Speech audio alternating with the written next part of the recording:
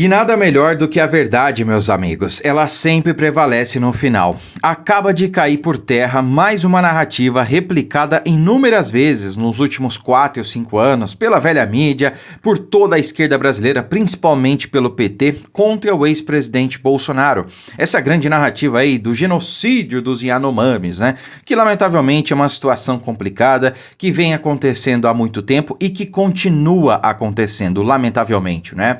E aí vem esse desgoverno da mentira, dizendo que Bolsonaro era genocida porque estava exterminando os povos originários, né? E que a gente vai assumir o governo e vai resolver esse problema. Pois bem, o governo Lula acaba de admitir abertamente que o problema não foi solucionado e que é difícil de solucionar. Vejam só, mais uma grande narrativa que acaba de cair por terra. E vejam, eles replicaram isso aí, assim como várias outras mentiras, à torto e à direita durante a campanha.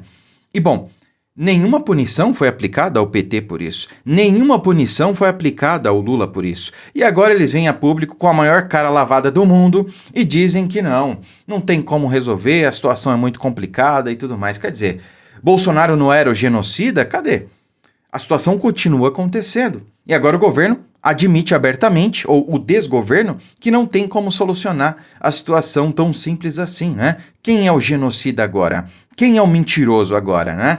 Acontece que a campanha passou, as mentiras foram veiculadas e ficou por isso mesmo. Quer dizer, teve um cidadão lá do TSE que disse que não ia admitir fake news durante a campanha. A gente já viu várias, que foram provadas, inclusive. Eles disseram que Bolsonaro era nazista, genocida, não sei mais o que tinha 30 milhões de pessoas passando fome no Brasil, né? E foi só o Lula assumir e várias dessas mentiras aí deixaram de ser automaticamente, né? Não tinha mais 30 milhões de pessoas passando fome, né?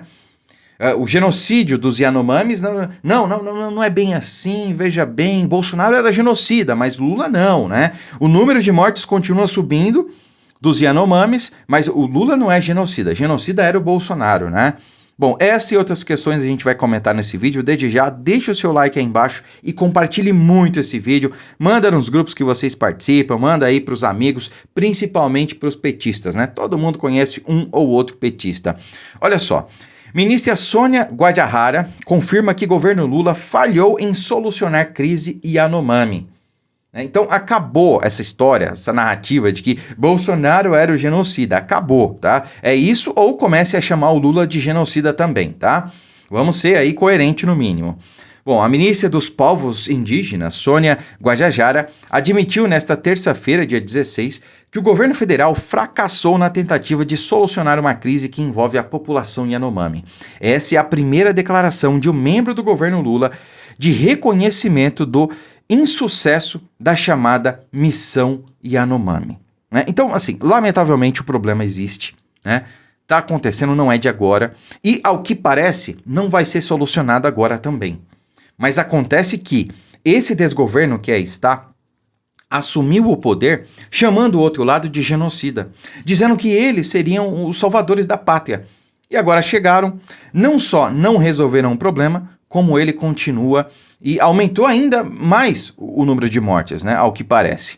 Desde janeiro, o governo federal executa uma tarefa de força com o objetivo de reduzir a desassistência na região habitada por uma etnia indígena, que abrange parte dos estados de Roraima e Amazonas.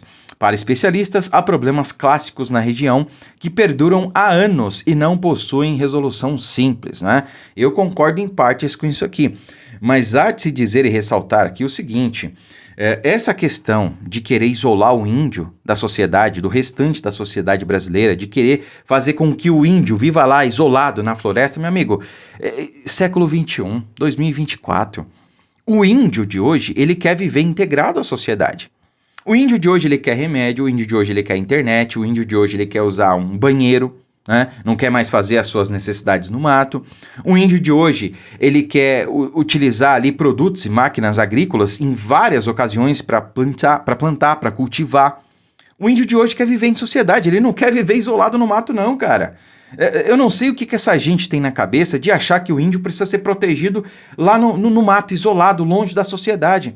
E aí tem contato com o ser humano, com o restante da população, né, digamos assim, e pega doenças do restante da população, só que não tem os remédios que a gente tem acesso. E aí o que acontece? Essas pessoas não têm a mesma resistência, não vão ter a mesma chance que a gente tem de se curar de mais diversas doenças. E eu estou citando apenas um dos problemas que se tem deixando essa população indígena ou os povos originários isolados, né? Eles querem viver em sociedade. Por que esse desgoverno que aí está, que é o contrário? É complicada essa situação, né? Mas como tudo nesse desgoverno, é a base da mentira. Porque eles não dão exemplo de nada, prometeram uma coisa, chegaram ao poder, sabe-se lá como, porque não se vê os 60 milhões, e estão fazendo totalmente ao contrário. A farra, a mamata com dinheiro público, lamentavelmente voltou. Vejam só, Lula sanciona a lei que cria o 38º ministério. Tinha pouco, né? Precisava criar mais um, tinha pouco, né? Então, nessa terça-feira, o presidente Lula sancionou a criação do Ministério do Empreendedorismo, da microempresa e da empresa de pequeno porte. Em dezembro, o Senado aprovou a medida provisória publicada pelo Planalto para a criação de mais uma pasta. E, de acordo com o governo petista, a ideia é fortalecer os políticos, programas e as políticas, né? Programas e ações voltadas para o apoio e formalização de negócios, arranjos produtivos locais, artesanato, além de estimular o microcrédito e facilitar o acesso a recursos financeiros. Facilitar o acesso a recursos financeiros?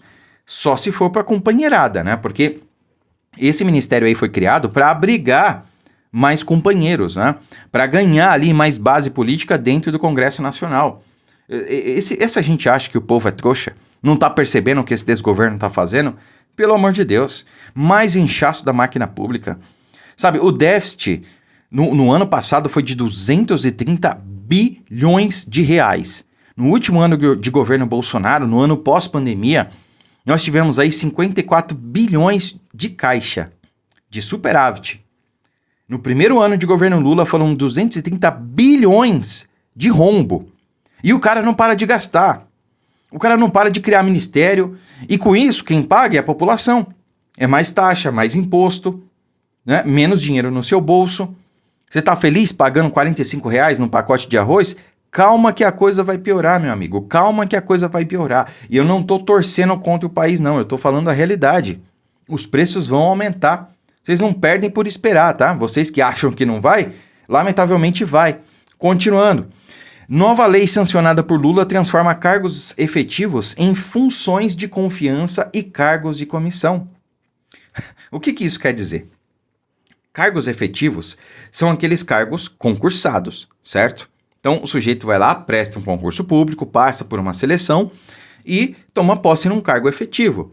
Então, não dá para saber se quem vai passar no concurso é de direita, é de esquerda, é a favor ou contra o governo. Não dá para saber.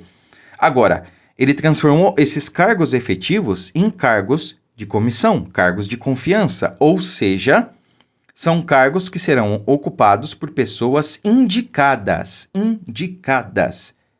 Consegue perceber a diferença?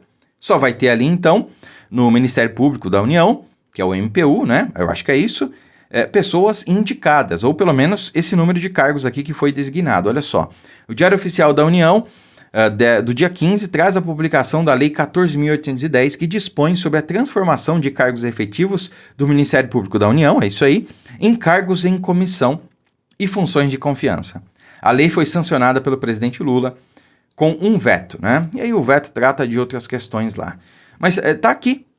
É mais uma medida que visa aparelhar a máquina pública, porque serão cargos de confiança, cargos indicados.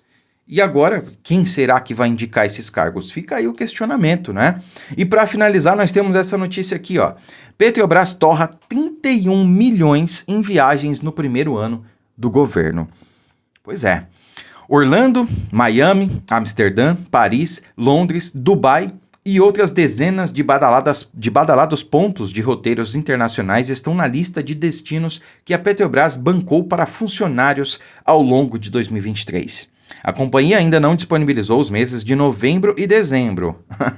Então, esses 31 bilhões de reais, milhões, né, não contabilizam os meses de novembro e dezembro. Mas o acumulado já chega a 31,4 milhões de reais com diárias e passagens. Só em abril, a fatura fechou em 5,7 milhões de reais. qual é o problema nisso aqui? Se a Petrobras fosse uma empresa privada ou privatizada, como gostam de dizer, não teríamos esse problema. Ah, Deiko, mas eles gastariam ainda mais se fosse privada. É dinheiro privado, não é dinheiro público. A Petrobras é uma empresa de capital misto, é uma sociedade de economia misto. Metade mais um do capital da Petrobras é público, é dinheiro nosso, é dinheiro do pagador de imposto. Ou seja, basicamente, então, metade desse valor é dinheiro público. E a gente está bancando toda essa farra aí com viagens, né? Pô, Amsterdã, Miami, Paris, Londres, Orlando, 31,4 milhões de reais, sabe? E esses meses não estão nem compreendendo aí, esse valor não está nem compreendendo novembro e dezembro, que talvez sejam os meses aí mais utilizados para viagens. Sabe, essa gente fica em hotel 5 estrelas, como que é bancado esse valor? Não tem fiscalização? Por isso que eu falo, tem que privatizar não só a Petrobras, como várias outras empresas que dão prejuízo, que tiram dinheiro do erário público. Isso aqui é um desrespeito com a sociedade brasileira. Sabe, sem falar do Lula viajando com a Janja, mundo afora, ficando em hotel 5, 6 estrelas, gastando rios de dinheiro, comprando tapetes pro Palácio da Alvorada de 120 mil reais. Sabe, Bolsonaro dava o exemplo. Quando viajava, ficava em embaixadas, custo zero. Não ficava comprando móveis de centenas de milhares de reais para Alvorada. Mas aí nós temos um governo gastador, que gasta como se não houvesse amanhã, totalmente deslumbrados, não estão nem aí para o erário público, e ficam aí taxando também como se não houvesse amanhã. E o que resta para nós é pagar toda essa conta, né? Faz o L, foi para isso que você fez o L? Fica aqui o questionamento. Curta, comente, compartilhe o vídeo, fiquem com Deus e até a próxima.